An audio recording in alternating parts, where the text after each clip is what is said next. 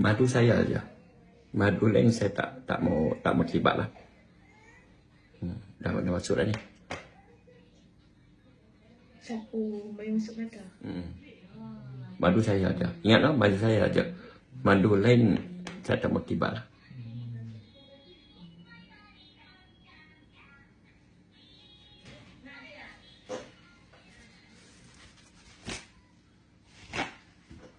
Dia pedis tak?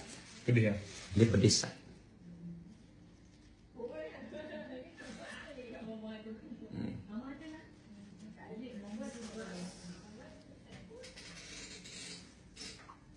Kalau sebab sahabat-sahabat Nabi dia rawat mata dengan madu.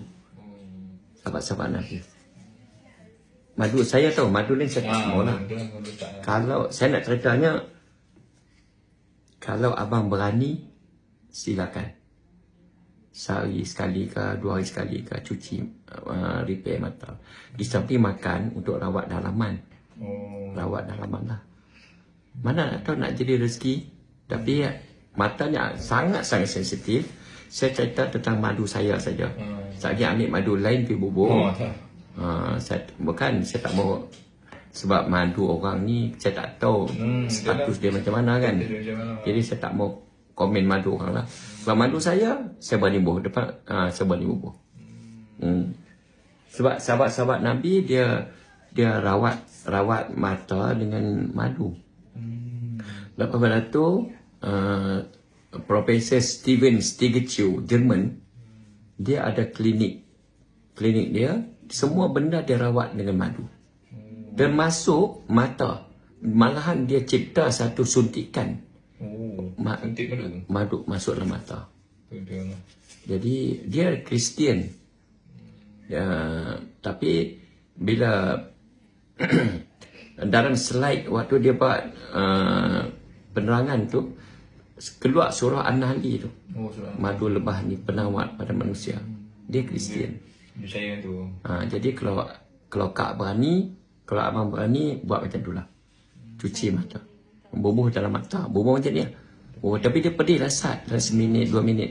Kalau siapa di bawah ni sat lah. Dah, kena masuk dalam mata. Kena masuk. Sebab nak cuci mata kan.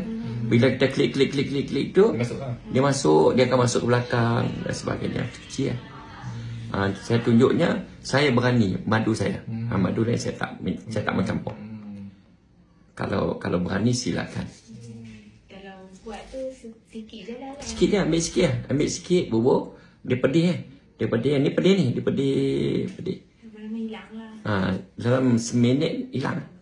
Dia pedih tak. Kalau abang berani lah. Mana nak tahu nak jadi rezeki. Betul lah.